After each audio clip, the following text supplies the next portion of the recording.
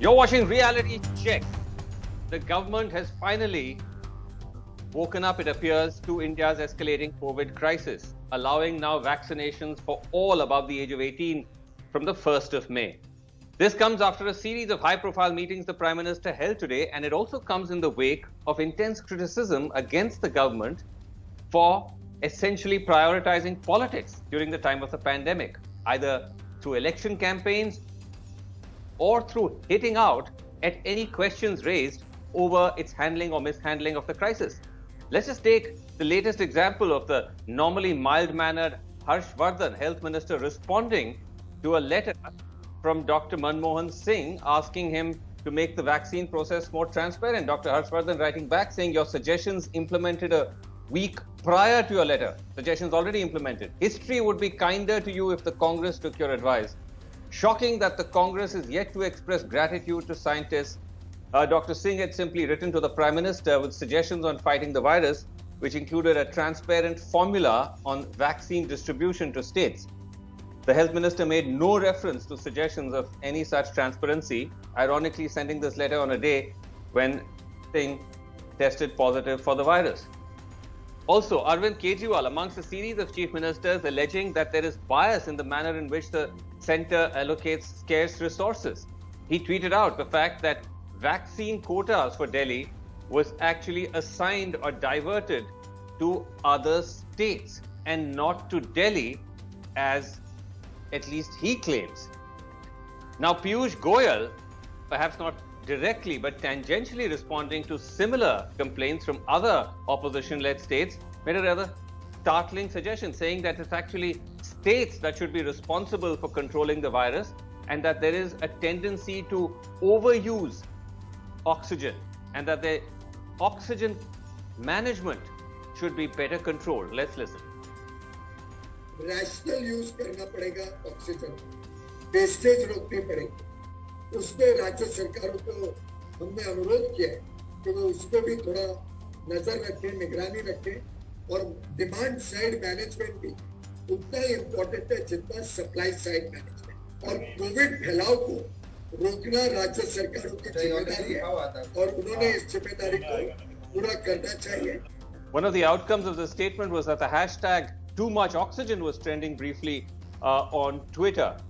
Another escalating political fight over COVID resources in Maharashtra, where there was a controversy which has escalated over the BJP's supposed use or buying in of an anti-COVID drug, Remdesivir.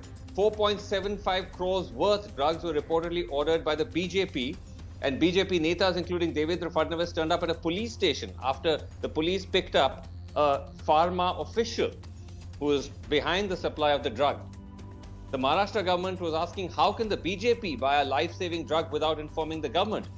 The BJP claims it had informed the Maharashtra FDA minister and taken permissions, but the FDA sources telling NDTV that no such permission had been given.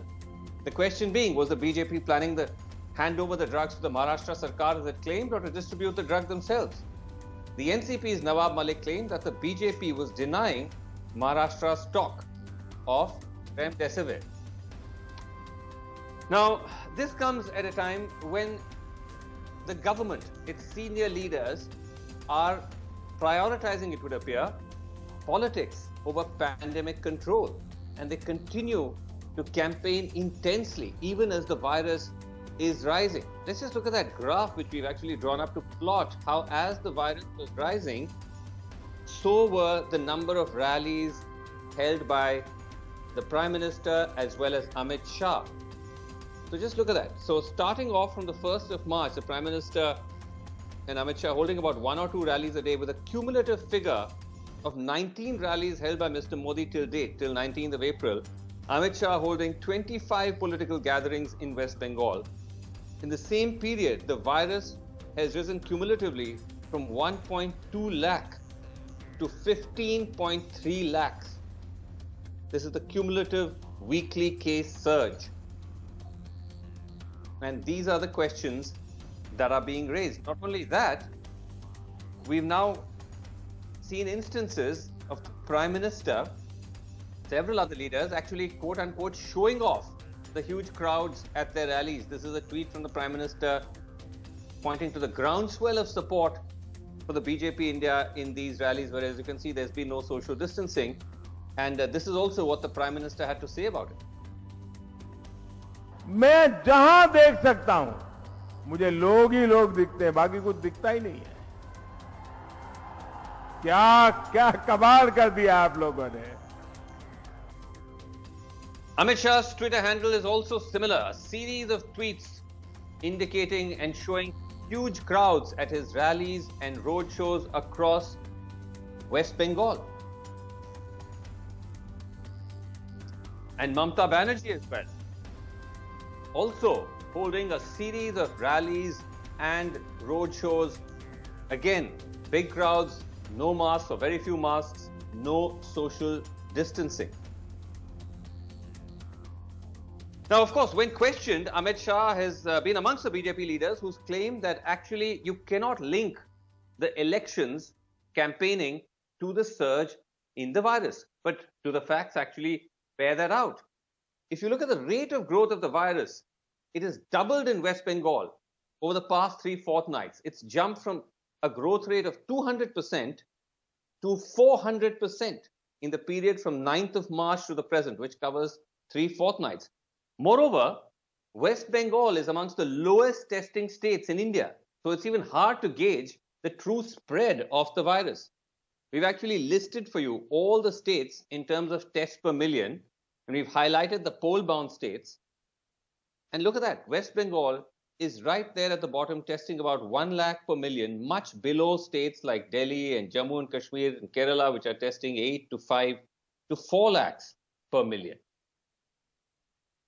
So questions there over the claim that the elections are not necessarily causing a surge of the virus.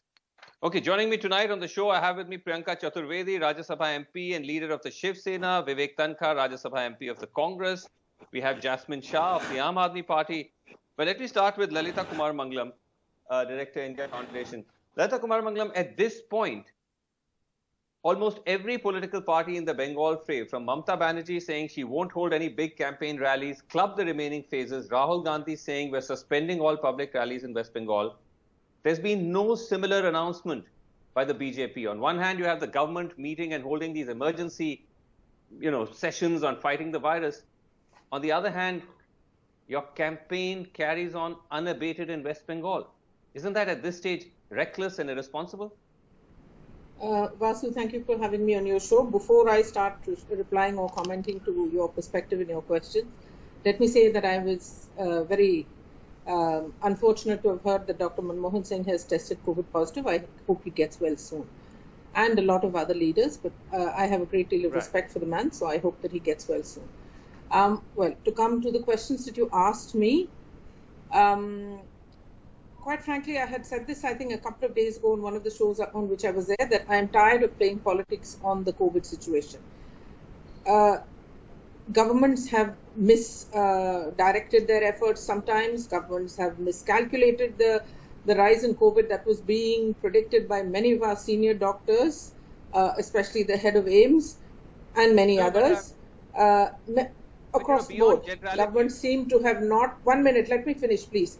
Across the board, governments have not calculated well enough to be able to meet this sudden, extremely frightening surge in COVID infections. Yes, which has been, I mean, we've been warned for a long time. None of us did it across the board, let me say that.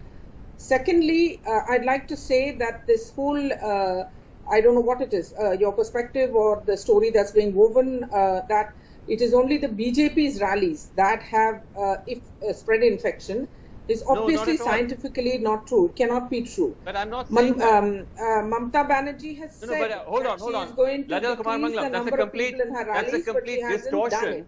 So saying something and not doing it is equally bad. No one is saying it's only the BJP's rally. You're trying to say that the villain of the piece is always BJP, but then that's part of the course with you. No, but nobody, no one is saying it's only the BJP's rallies. The question was, Rahul Gandhi has said he's not going to address rallies, but the head of the Congress in the West Bengal, Adhir Chaudhary, is still holding rallies. Which is insisting to campaign at the same intensity. That everyone is making the same mistake. It's whether it is the BJP or the TMC or the Congress or other parties in Bengal, Everybody is making the same mistake. I am not saying that what the BJP is doing is right. Every party is making the same mistake. You're not even here. You're not listening to me at all. Anyway, I'll have to move on. Priyanka Chaturvedi, the fact is that the BJP is suggesting that it is the opposition which is playing politics, like in this Remdesivir incident, insisting that the information had been given to the state government, that the BJP was planning to bring in these drugs, and yet you carried out these raids. So it's not fair to go on targeting the BJP for bungling the COVID response. Actually, when Kumar ma'am was speaking about BJP not being responsible for anything, I just want to remind her that Indian Epidemic Act as well as the Disaster Management Act actually gets the center to control all the decisions that are taken during the course of the pandemic.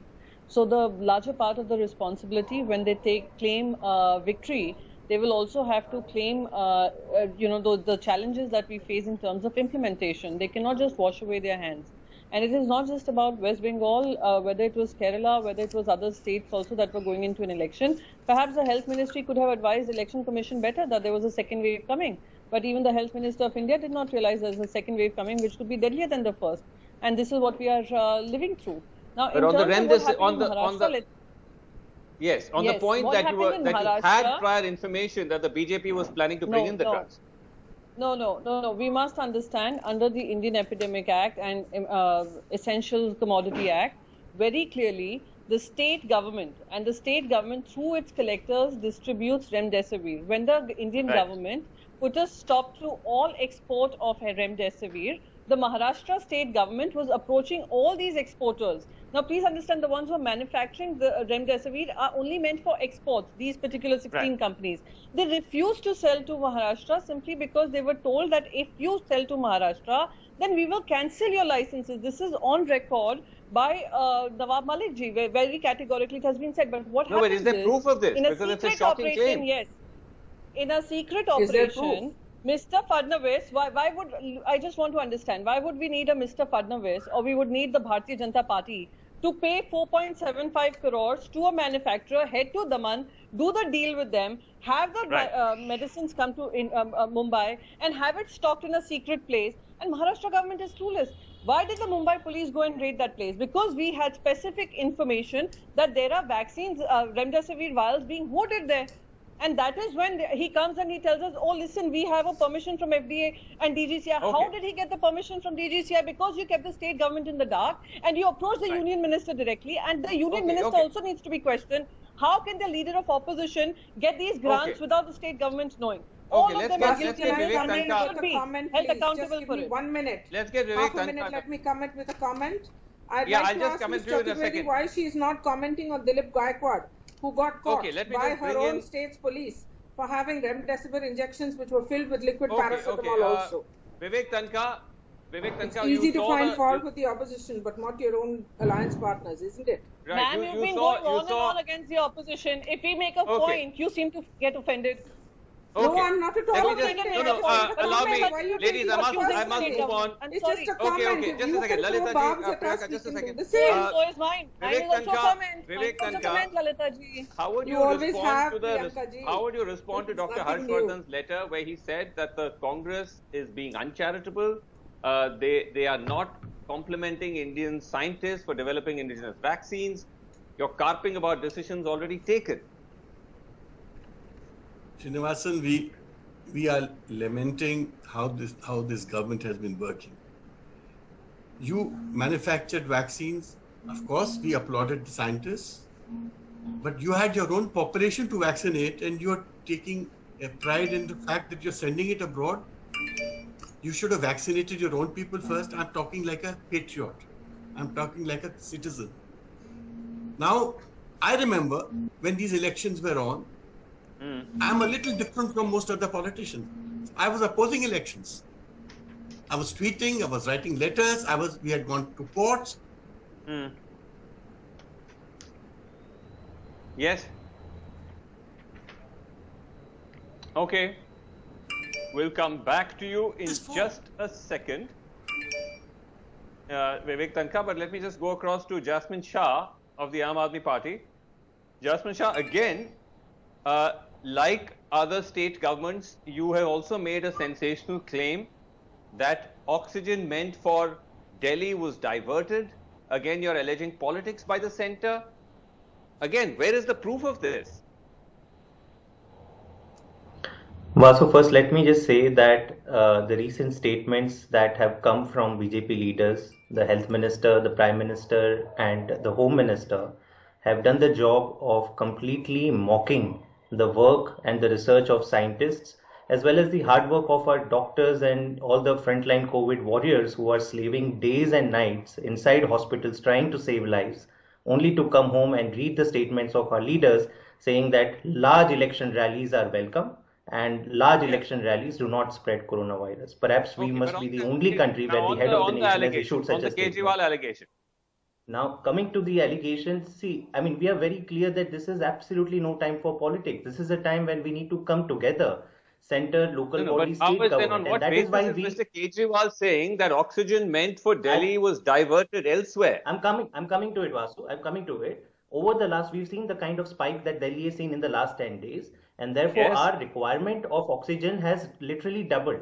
So when we wrote to the center saying that we need 700 metric tons of oxygen, we realized that one of the existing vendors that was providing 140 metric tons has decided that we have been told, quote unquote, we have been told to divert our capacity to other states. That was absolutely shocking. That was a bolt out of the blue. That is why the Honorable CM made it public, this entire information that, you know, and you saw what happened yesterday. Delhi police had to run a few oxygen cylinders to a private hospital that was going to run out of oxygen. Why would a private hospital be lying if this was not a crisis in Delhi? Okay, let me allow. It's really time to come together, you know, keep all these petty issues aside and fight together as a nation. The entire world is doing it. I don't know why we cannot do this as a nation. Mangalam respond to all this. Because Lalita Kumar Mangalam, I just wanted to say that because I don't know if you were sort of fully listening to what I was saying. Nowhere was it suggested that the BJP is alone causing some kind of virus surge. The Home Minister claimed you cannot link the virus surge to the polls. And as the facts that I was putting out was showing, and put that graphic up again if you like, that the rate of growth of the virus in West Bengal has actually doubled during this period of the campaign. From 200%, it's now growing at 400%. So it's factually questionable to say that the election campaign is not causing the virus surge, as the Home Minister has done. Yeah, Vasu, I'll just come in with 2 quick points. First, let's not forget that just a few days ago, we were talking about all the, the mass gatherings for festivals that have taken place all over the country, I think, since January.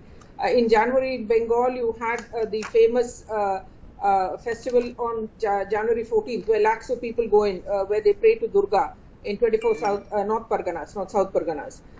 In Tamil Nadu, you had the Velangani festival at the end of March, where on Easter Friday, you have lakhs of people gathering. Then we had the massive Kumbh Mela. Now, none of these, according to me personally, this is not a BJP viewpoint. I'm saying this as a person. All of these should have been, in some way or the other, restricted at the very least. They weren't. Aside from this, we have. Why didn't the government I'm sorry? do that? The government cannot jump into. Listen, the state government should have done it. They didn't. You should ask the particular state governments. They're across the board, again, all parties. This is what I've said right from the first point that I made, that every party today in India, every one of us, is in some way or the other, we have made mistakes which we should not have. Give me credit for at least having the guts to admit that we did make mistakes. Vasu, your stand against the BJP is well known, which is fine. But the problem is that you yourself seem to be playing politics on this show. And I'm saying it very bluntly. No, this is unfortunate. You know me, Vasu. I'm an in-your-face person. I don't try to hide behind, shades and this and that. Any criticism, the truth is that every state government in this country has not done the job they should have. For some reason, we have underestimated and overestimated, I think, what we have our preparedness for it. Underestimated the surge that has hit us, so hard. I would just respectfully submit, before I go to Priyanka for last comments, that this is the problem that the BJP has shown throughout. It's a kind of tone deafness to every criticism becomes an agenda-driven criticism. We have also made mistakes. Dr. Manmohan Singh gives a suggestion. Look at the response of Harshvardhan. I mean, it's anyway. Priyanka Chaturvedi. Why should not Mr. Harshvardhan, who's normally such a mild-mannered man, reply saying that, sir, we accept your, I mean, we are grateful you made your suggestions, but we have already implemented them a week ago. Why should he not reply? Why should he take? I mean, was that the tone of the letter? Anyway, let's. Which Mr. Manmohan Singh had every right to make. But why should Priyanka Chaturvedi, last one. Just a second. It was a very polite reply. Okay, please. Let her respond. Yes. I just want to say something here. It's Dr. Manmohan Singh ji had written in the spirit of cooperative opposition. And he wrote as a former Prime Minister of India to the Prime Minister of India. To get a response like this was, I think, very petty.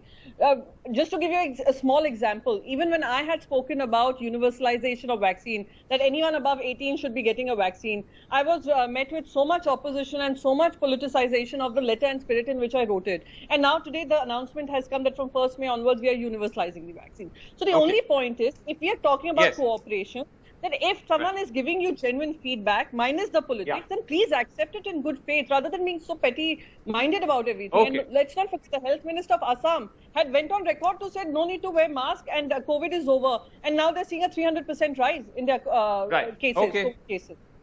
All right. Well, let's hope cooler heads prevail at this time because that's important. But anyway, thank you all so much for joining me. I'm completely out of time. Thank you so much for watching. Wherever you're watching, at home or otherwise, that's all the time we have tonight.